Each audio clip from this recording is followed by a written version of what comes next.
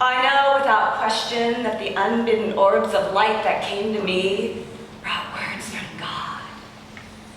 Though I heard them not with my ears, the words were as clear as if delivered in an audible voice. It all began one afternoon as I sat on the grass outside our home watching my sisters play. Suddenly, a shadow passing overhead made me glance up, and when I did, I saw a magnificent orb floating down out of the sunshine. Inside grew a tree adorned with fruits as dazzling as rubies. The tree breathed in and out like a living creature would. But when I reached out to take hold of this wondrous thing, it burst like a bubble. "Where'd it go?" I cried. My mother and my nurse, Valberga, looked at me puzzled. "Where did what go?" my mother asked. When I told her what I had seen, she didn't believe me. She told me it was my imagination, nothing more. But right after that, one of her terrible headaches came upon her, and she took to her bed. Valberga told me that it was my vision that upset my mother so. I wanted to believe that the visions that came to me were just my imagination, nothing more. But the floating orbs kept coming to me. Those visions so distressed my mother, bringing on those wicked headaches, that I quickly learned to pretend that the floating golden orbs were simply not there. As you might expect, Hildegard was powerless to completely hide what she was seeing. One day, when she and Valberga were out walking, a cow ambled in front of them. Hildegard ran right up to the cow and threw her arms around the cow's neck, exclaiming in delight, "What a splendid calf!" Immediately, Valberga asked, "What calf?" "A bull calf with brown and black spots and 4 white legs," Hildegard replied. Valberga, exasperated, chastised her, saying, "You're making up stories again, Hildegard. Stop it." But a month later, the cow gave birth to a bull calf with markings exactly as Hildegard had foretold. Valberga told Hildegard's mother what had happened that afternoon, adding, "The girl sees true." Well, that was too much for Hildegard's mother, and right then and there, she began working on a plan to send the girl away. "Hildegard," my mother said, "you are the 10th child. You know that. Do you know what a tithe is?" Oh, I nodded and recited, "Every good Christian must give 10% of what they own to the church." Mother knelt down beside me and looked me straight in the eye, whispered, "You are the 10th child, Hildegard."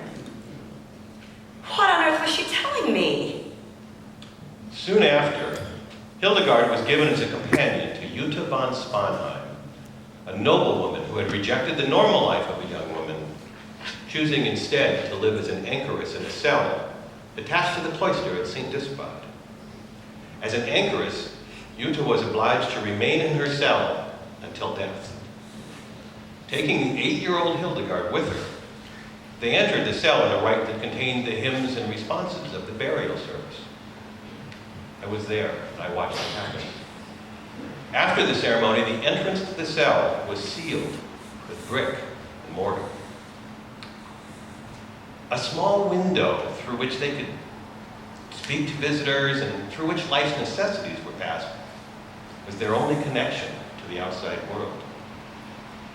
It broke my heart to think of this young child spending her life in a walled-up cell. I found myself looking for opportunities to make even the briefest of contact with her.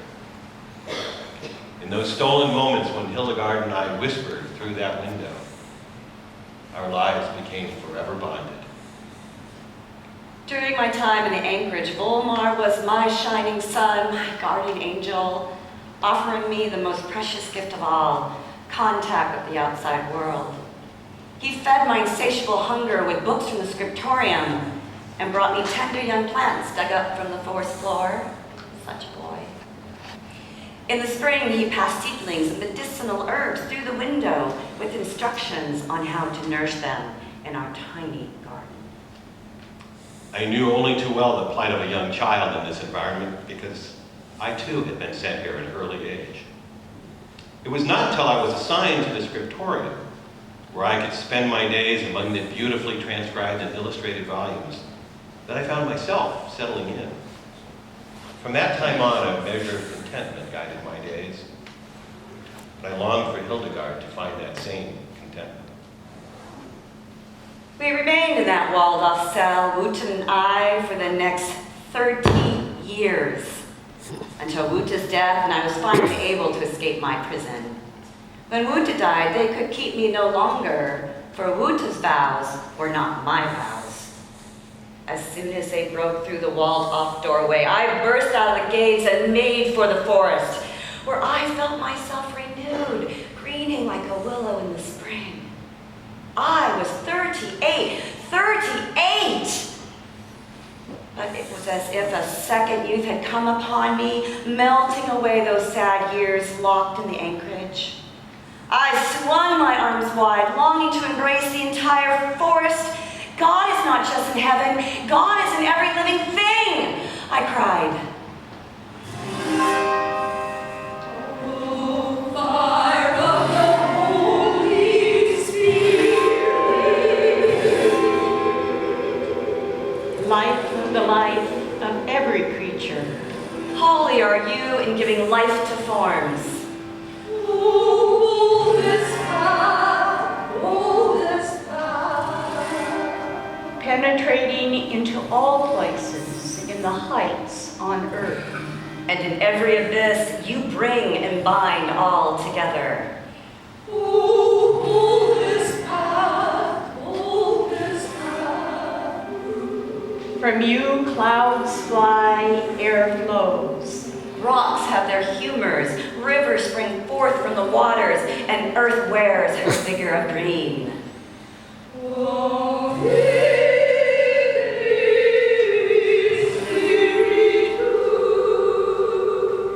O igneous spiritus. When I was 42 years and 7 months old, a fiery light came out of the cloudless sky and flooded my entire being. It inflamed my whole heart, hot like the burning sun. But make no mistake, what I saw and heard was not perceived in a dream or in a state of any mental confusion. I was wide awake. My mind was clear as a bell when I heard and felt this vision. O ignis spiritus!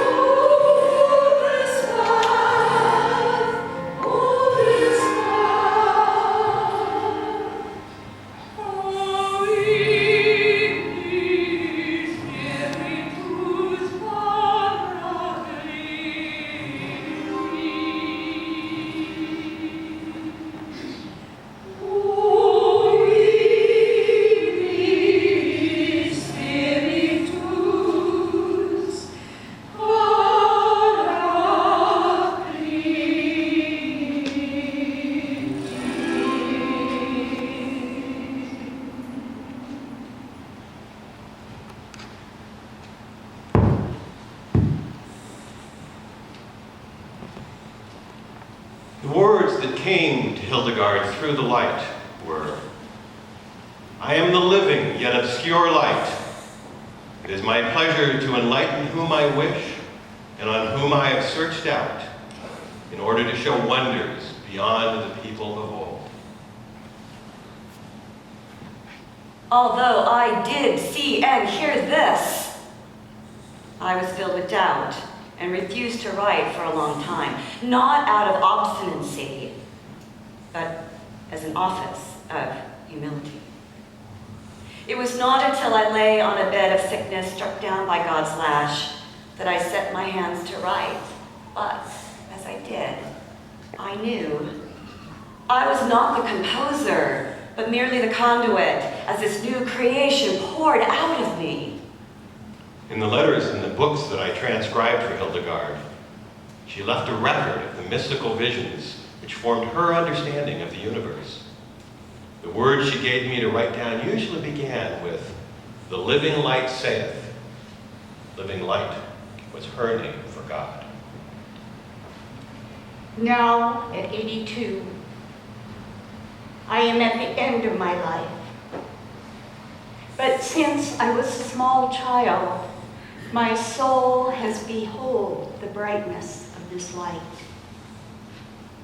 It's not limited by space. I cannot measure its height, or its length, or its depth, or its breadth.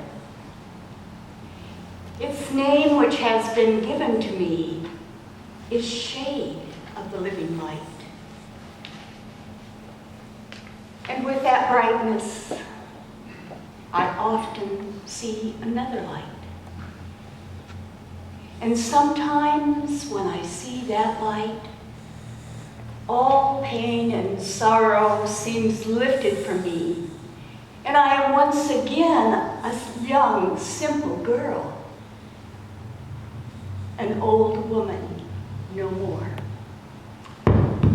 Hildegard, the visions you saw, the words you heard, and the wisdom you were given have survived for centuries. If you were to leave one message for those who have coming after you, well, to the people sitting here today, what would it be? Oh, Vomer, that would be easy. I would say to them, I would say to you, all nature is at your disposal, but you need to work with